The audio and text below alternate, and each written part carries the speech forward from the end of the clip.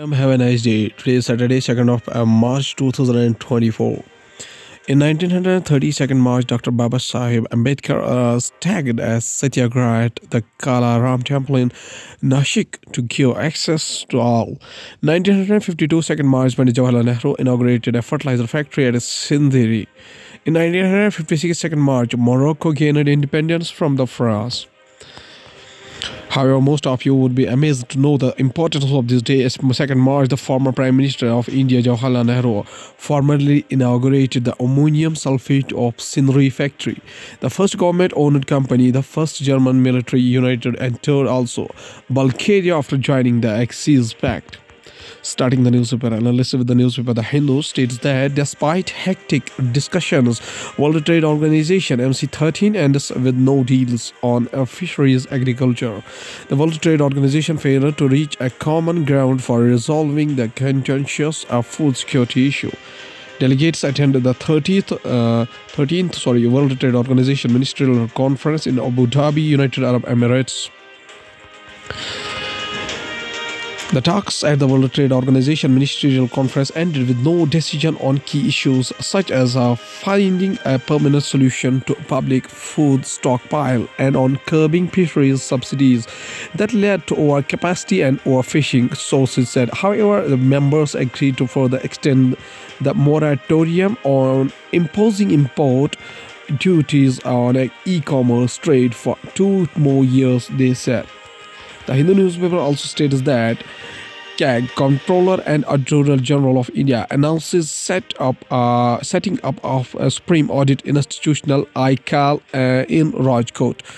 The Comptroller and Auditor General of India, CAG, Girish Chandra Murmu, on Friday announced the setting up of Supreme Audit Institutions, India's International Center for Audit of Local Governance, ICAL, in Rajkot, Gujarat.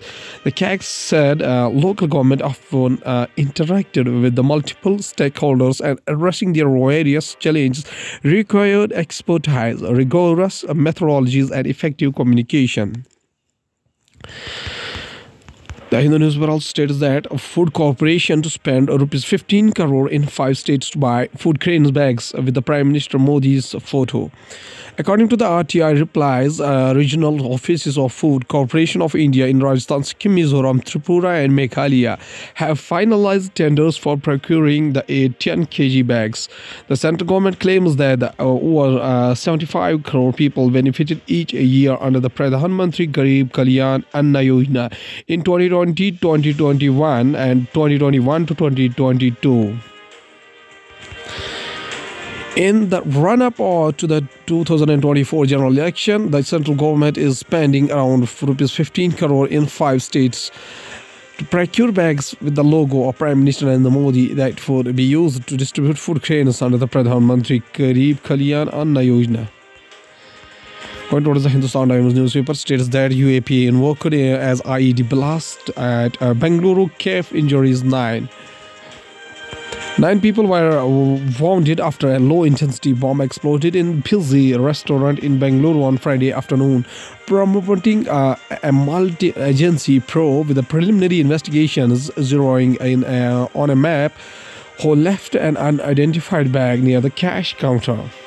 Bengaluru police personnel at the Rameshwaram cave after a blast in Bengaluru on Friday, March 1st, 2024. Sometimes also states that Nitin Gadkari services legal notices to Mallikarjun Kharge, Jairam Ramesh and demands written apology within 3 days.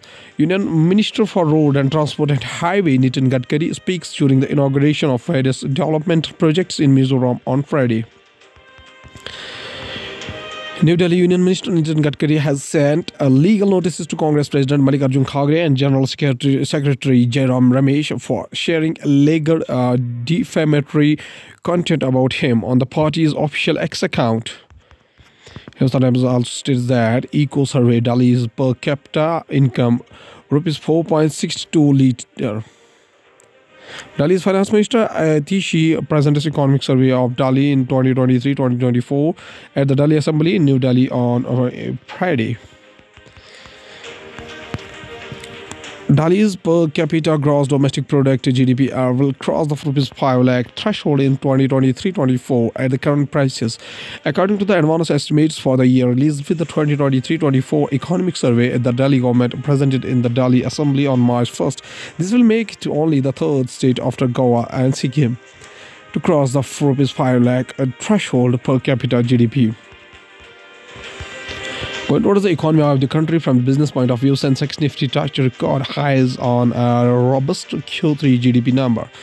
The broader Nifty 50 jumped 355.95 points or 1.62% or to close at a record high of rupees 22,338.75. Benchmark equity indices in Sensex and Nifty railed over 1.6% to scale new highs on Friday as better than expected Q3 GDP growth improved investor sentiments. The stock market crossed an all-time high of 22300 upon 73400 due to the strong domestic cues.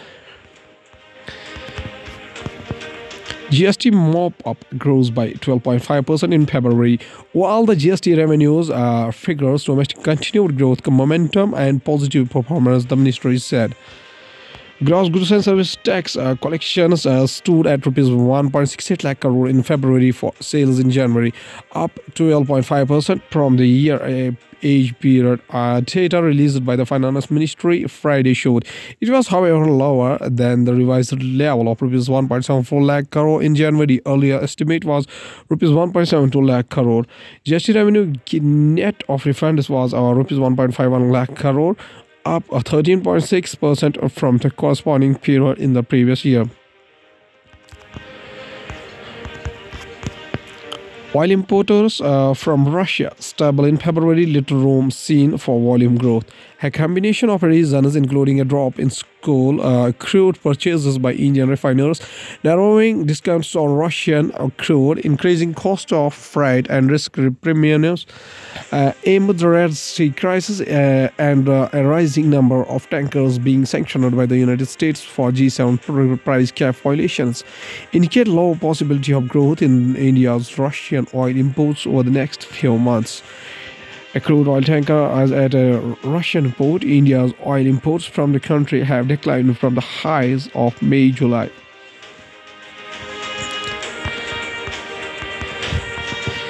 India's crude oil imports from Russia have stabilized at around 1.5 to 1.6 million barrels per day BPD over the past few months, and the level could define the immediate to near-term limit on Indian refiners' capacity to purchase oil from Moscow, as per an analysis of shipping data and views from the insiders. A combination of reasons, including a drop in so-called crude purchases by Indian refiners, narrowing discounts on Russian crude, increasing cost of freight and risk premiums amid the Red Sea crisis, and rising number of tankers being sanctioned by the United States for G7 price cap violations, indicate low possibility of growth in India's Russian oil imports over the next few months.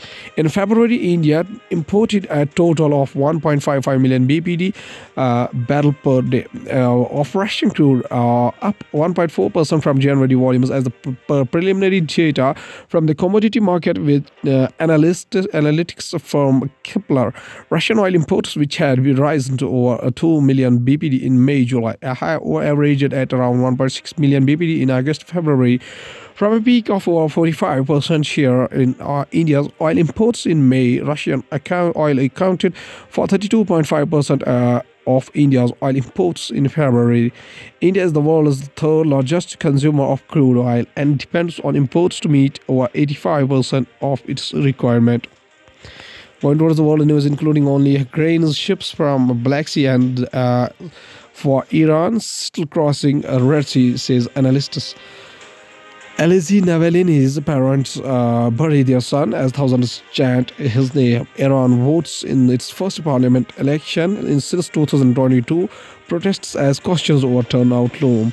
Contempt Belia in Lahore. High Court against Punjab government for not shaming Shadman Chowk after Bhagat Singh despite an order. Malaysia may permanently waive rules for foreign ships working on undersea cables. Hardliners set to tighten grip in Iran vote as frustration mounts. Going towards the science and technology, new link between water and planet formation revealed in study. Scientists used ground-based telescope to find out how water affects planet formation around a distant or young star. Water distribution in HL Tauri disk. International Space Station's recurring air leak poses no threat to crew Russia. Russian space officials says a leak on the International Space Station poses no risk to astronauts on board. Russian space officials on Wednesday said there is a counting air leak from the Russian section of International Space Station ISS, but said it posed no danger to the crew on orbiting outpost. The space station, which has served as a symbol of the post-Cold War international cooperation, is now one of the last remaining areas of cooperation between Russia and the West. Elon Musk sues Open Artificial Intelligence and CEO Sam Altman for breach of contract. The Microsoft-backed company's focus on seeking profits break that agreement, lawyers for Musk said in the lawsuit. Sam Altman, CEO of Open Artificial Intelligence, attends the 54th annual meeting of the World Economic Forum in Davos, Switzerland, January 18, 2024. COVID-19 lockdowns impacted gut microbes, allergies in the newborns. A new study on the basis of babies born during the pandemic restrictions found that they have different gut microbiomes and allergies compared to those born pre-pandemic. Lockdowns put in place during the COVID-19 pandemic impacted the gut development of babies born during the period, according to a study conducted in Ireland. The gut microbiome is an ecosystem of microbes that live in our digestive tract, and it plays an important role in human health. And last, there's a famous quotation said by Dr. Bhimrao Ambedkar, whose birth anniversary is 14 April 1891, up to 6 December 1956, was an Indian jurist, economist, social reformer, and a political leader who headed the committee drafting the Constitution of India. From the Constituent Assembly debates, served as the Law and Justice Minister in the first cabinet of the Jawaharlal Nehru, and inspired the Dalit Buddhist movement after renouncing Hinduism. Dr. B.R. Ambedkar says a famous quotation. He says that law and order are the medicine of the body politic, and when the body politic gets sick, medicine must be administered. Okay, thank you.